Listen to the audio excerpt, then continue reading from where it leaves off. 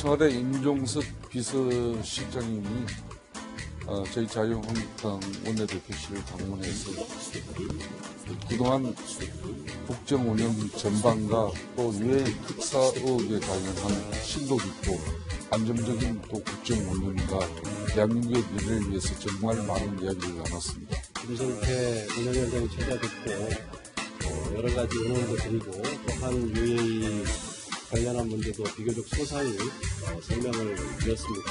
우선 앞으로 좀 더 안전하고 더 효율적인 원전 정책으로 해외 원전 수주를 위해서 정부와 국회 또 정부와 야당이 함께 협력하자고 뜻을 모았습니다.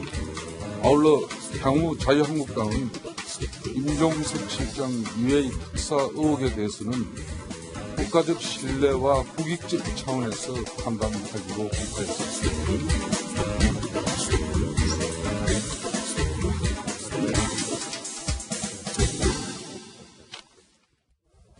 자, 다음은 정치 뉴스 알아보도록 하겠습니다. 최진영 변호사, 세양호 두문정치전략연구소 소장, 이정훈 정치평론가 나와주셨습니다. 네, 세 분 감사합니다. 안녕하세요. 자, 먼저 방금 인터뷰도 나왔습니다만은 UAE 관련 문제가 어느 정도 정리가 된 것 같아요. 자, 그동안 논란이 되어 왔었는데 임종석 비서실장이 어제 국회를 찾아가서 김성태 자유한국당 원내대표와 만남을 가졌습니다.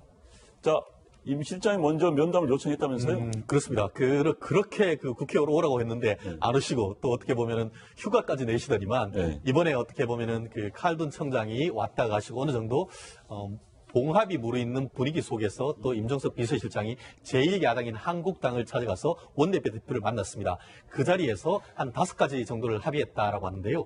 기본적으로 외교에 관해서는 이른바 국익이 최대 원칙이다. 첫째도 국익, 둘째도 국익이다라고 하면서 이 부분이 더 드러난 경우에는 국익에 어긋날 수 있다라는 그런 뉘앙스를 풍겼고 더불어서 앞으로 청와대와 제1야당 간의 파트너십을 강화하겠다라는 것을 비롯해서 어쨌든 현재 제1야당의 체면도 세워주고 청와대로서도 계속 어떤 이 부분과 관련해서 어떤 수세에 몰렸던 그런 것을 서로 봉합하는 자리를 만들었다라는 점에서 어떻게 보면 이른바 청와대와 제1야당의 1차 협치의 케이스가 아닌가 하는 정도로 나름대로 어떤 봉합을 이끌어내는 것인데 이 부분에 있어서 임종석 비서실장이 수세였다가 여러 가지 어떤 경우를 돌려서 이번 아랍에미리트 사태와 관련해서는 결론적으로 봤을 때 임종석 비서실장의 어떤 정치적 위상이 상당히 높아진 계기가 됐다 이렇게 평가할 수 있을 것 같습니다. 네, 임종석 실장의 UAE 방문, 그러니까 이명박 정부 당시의 군사협정 체결, 그런데 이와 관련된 또 현 정부에서의 개정 노력, 이게 지금 원인이 돼서 여기까지 왔다면서요? 그렇죠. 청와대가 공식적으로 표명하지는 않았는데 청와대 관계자 말에 따르면 이명박 정부 시절에 UAE와 군사협정을 맺었는데 유사시 한국군이 자동 개입하는 조항이 있었다고 합니다. 잘 아시겠지만 중동 지역은 UAE와 사우디아라비아는 시아파이지만 나머지 이란, 이라크라든가 레바논은 순위파지만 이란, 이라크와 레바논은 시아파입니다. 따라서 순위파, 시아파가 언제 충돌이 날지 모르기 때문에 자칫 잘못하다가는 아랍의 분쟁에 휘말릴 가능성이 매우 높기 때문에 이 군사적으로 자동 개입 조항이 장관들끼리의 그런 부처 실무적 협의가 아니라 정부와 정부 간의 공식적인 협정이었기 때문에 이 문제를 좀 완화시키기 위해서 임종석 실장이 파견되었는데 아마도 대통령이 신년 기자간담회에서 밝혔듯이 비공개된 부분에 있어서 한국의 분쟁에 휘말릴 요소가 있는 문제에 대해서는 앞으로 UAE와 협의를 해 나가겠다라고 반공개적으로 밝혔기 때문에 이 문제에 대해서는 향후에 두고두고 좀 개정해야 될 필요성이 있는 건 아닌가에 대해서 뉘앙스로 청와대가 설명한 것 같습니다. 자, 방금 이야기가 나왔습니다만 논란이 됐던 UAE 관련 의문, 신년 회견에서 문재인 대통령이 말을 했는데요. 직접 들어보시겠습니다. UAE와 우리나라 간의 노무현 정부 때부터 시작해서 이명박 정부, 박근혜 정부 이어서 군사협력에 관한 여러 건의 협정과 MOU가 체결되었습니다. 다만 공개되지 아니한 협정이나 MOU의 내용 속에 좀 흠결이 있을 수 있다면 그런 부분들은 앞으로 시간을 두고 UAE 측과 이렇게 수정하거나 보완하는 문제를 협의해 나가겠습니다.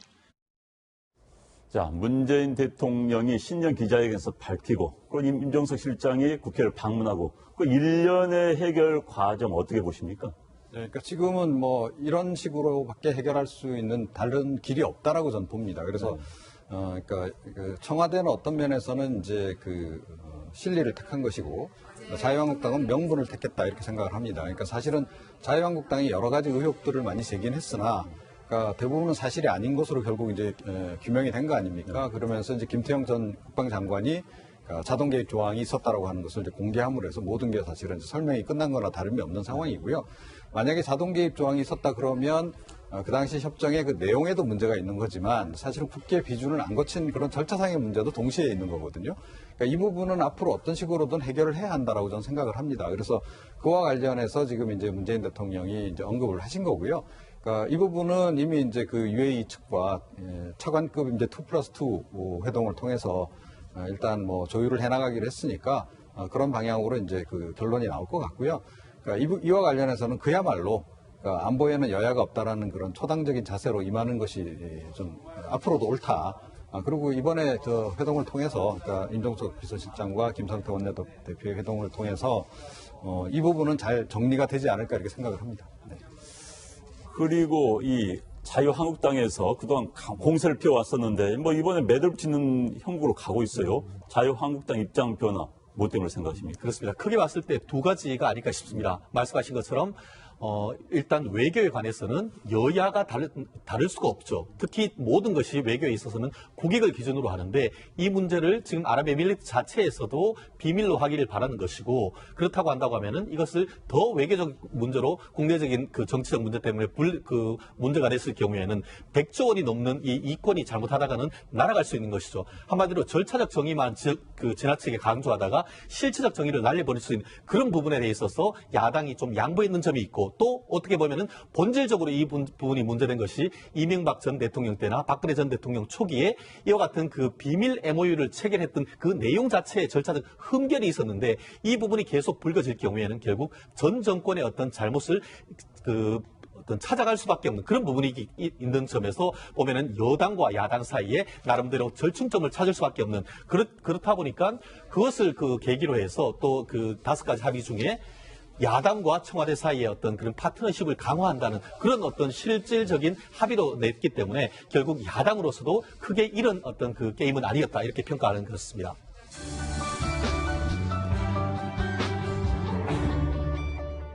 남북 아이스하키 단일팀 구성 이게 사실 좀 논란이 될 것 같습니다.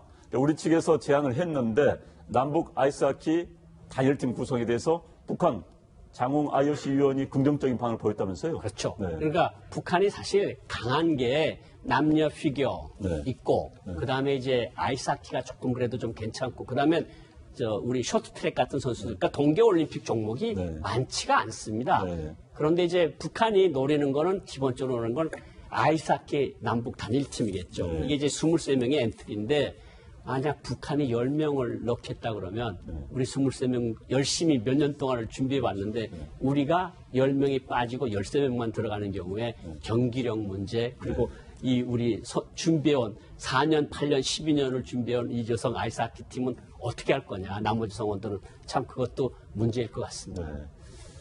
그리고 만약 뭐 우리 측의 제안대로 단일팀이 이루어진다면은 1991년이었죠.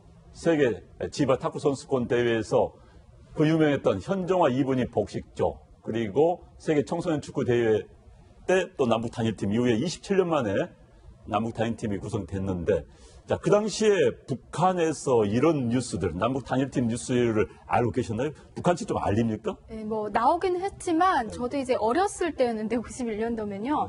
그렇게까지 막 떠들썩하게 한 것 같지 않은 그런 기억이 듭니다. 그냥 단일팀이 있었다라는 그 뉴스는 봤었지만 네. 우리 대한민국만큼이나 막 감격적이고 이렇게 좀 상봉적이고 막 그런 들뜬 기분은 없었던 걸로 생각이 듭니다. 제가 한마디 잠깐 말씀드리면 지바올림픽 할 때 걸프전이 일어납니다. 네네. 걸프전이 한참 진행 중이고 제가 북한에 있었거든요. 네, 그렇죠. 북한의 모든 관심은 걸프전에 쏠려 있었습니다. 네. 그러니까 한국은 남북 그 탁구 단일팀 됐다고 막 감격스러워하고 막 울고 막 그랬는데 북한에서는 그냥 한 사건처럼 그냥 빨리 지나가 버리고 마는 그런 사건이었다고 볼 수가 있습니다. 특히 이번에 이 남북 평창 올림픽 관련해서 이제 실무 접촉이 있고 그 이제 양 당사자 간에 이제 공동 발표에 나왔는데 북한에서 노동신문 4단 화면이 조그맣게 실었어요. 네. 그 이유는 뭡니까? 그러니까 사단에 조그맣게 싣고 강원도 평창이라는 지명도 밝히지가 그렇죠. 않았습니다. 네. 그러니까 북한이 사실은 우리 쪽에 대고는 굉장히 관심이 많은 것처럼 이야기를 하지만 북한 주민들한테는 이런 것들이 많이 알려지는 것이 별로 달갑지만은 않죠. 네, 왜냐하면 네. 어떻게 하계올림픽도 88년도 했다는데 어떻게 동계올림픽도 하느냐 이런 것들이 좀 끌어오는 건 있으니까 이제 작게 사면에 요만하게 실었거든요. 그러니까 그걸 봐도 북한이 생각이 어디 있는지 알 수 있을 것 같습니다. 네. 자, 그러면 1991년이었죠. 세계 탁구 선수권 대회 단일팀. 사실 영화로도 제작이 돼서 강렬한 인상을 남겼는데 그 당시 현정화 선수 인터뷰 들어보시도록 하겠습니다. 제가요, 한국 나이로 22살? 정말 친구 같은, 지금 이제 우리의 어떤 대학생들이 있잖아요. 그 나이 또래가요. 이분희 선수는 저보다 한 살 많았으니까 친구 같은 어떤 그런 사람들이고요. 그런 어린 선수들이긴 하지만 또 저희들한테 책임이라는 게 주어졌잖아요. 그러니까 46일이랑 같이 있었지만 저희가 운동을 했던 기억밖에 없잖아요. 좀 더 친하게 지낼 걸, 좀 더 잘해줄 걸. 자, 이 남북 단일팀이 구성되면은 뭐 이제 남북 평화 무드 조성에는 아무래도 효과적이라고 할 수 있겠지만은 아까 고 선생님 말씀이 좀 나왔어요. 자, 남북 단일팀 구성됐을 때 우리 또 여자 하키 선수단들 이제 연습을 열심히 해왔는데 뭐 단일팀이 구성되면 절반 정도는 뭐 참여를 못할 수도 있는데 어떻게 생각하세요? 우리 한민족이라는 의미에서 좀 이렇게 그 민족의 좀 공통성이라는 이런 걸 좀 보여주고 과시하기 위해서는 네. 어쩌면 좋을 수 있겠지만 정말 우리 고영한 선생님 말씀처럼 그동안 이 올림픽을 위해서 수년간 준비해온 그 선수들이 단일팀을 하게 됨으로써 좀 그 자리를 양보해야 되는 그 마음, 안타까운 마음에 한편으로는 저도 좀 안타깝게 생각되고 있습니다. 네. 그런데 이 남북 단일팀을 꾸리기 위한 노력은 뭐 1963년부터 계속됐다면서요? 뭐 64년, 뭐 79년 여러 번 있었고 제가 북한에서 외교관 생활할 때 이제 88 올림픽 때는 네. 무슨 공동 객체 문제까지 나왔었습니다. 그렇죠. 네. 근데 이제 그때 하계 올림픽 종목이 23개인데 네. 북한이 11개를 달라 그랬죠. 예, 자기네가 하겠다고. 네. 그래가지고 이제 광복거리에 체육관도 짓고 막 그랬는데 우리는 그거를 얼마나 힘들겠다는데 2-3개면 몰라도 그래서 그 회담이 결렬이 됩니다. 그러니까 이게 스포츠 교류는 일단 좋고 남과 북이 그 어떤 문화적, 체육, 정서적 차이를 줄이는 데는 좋지만 여기에 북한 사람은 항상 그러거든요. 스포츠 후에 정치가 있다. 네, 우리는 그렇죠. 정말 장훈님도 그 이야기했죠. 스포츠와 네. 정치는 네. 분리돼야 된다. 네.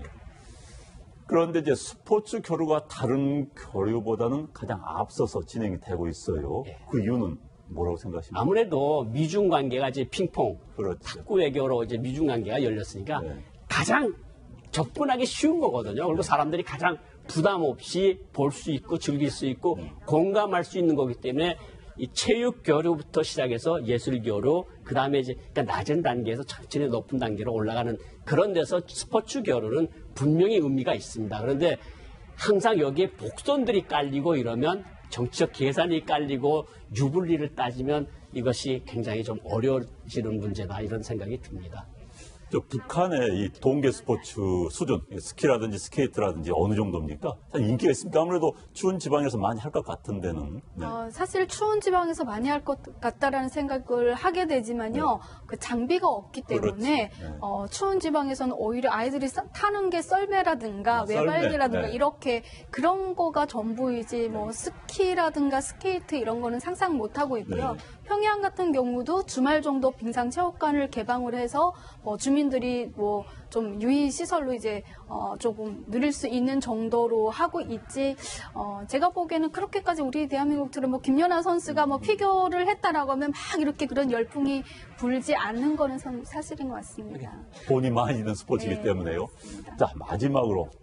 자, 과거의 남북 대화를 보면 대화를 하고 북한이 자기들 나름대로 소기의 목표를 달성하면 또 등을 돌린 경우가 많았어요. 혹시 이번에도 그럴 가능성이 있다고 보십니까? 어떻게 전망하십니까? 그러니까 이제 미국이 3월 달 말까지 북한의 미사일 완성을 하는 시기로 3월 말을 적었거든요. 그게 이제 8월 올림픽이 끝나는 기간까지인데 만약에 지금 북한이 뭐 인공위성 발사, 뭐 우주의 평화적 이용 이것들을 계속 주장을 하고 있어요. 그러면 올림픽이랑 다 끝났는데 인공위성을 가장한 미사일을 쐈을 때, 그리고 지금 서쪽 갱도에서 지금 풍계리에서 핵실험 준비를 계속하고 있는데 핵실험을 쐈을 때, 핵실험을 했을 때 과연 모든 것이 이전 평창 올림픽 때만큼 되겠느냐, 더 악화될 가능성이 있겠죠. 네, 감사합니다. 그럼 두 분과 이야기해서 줄이도록 하겠습니다.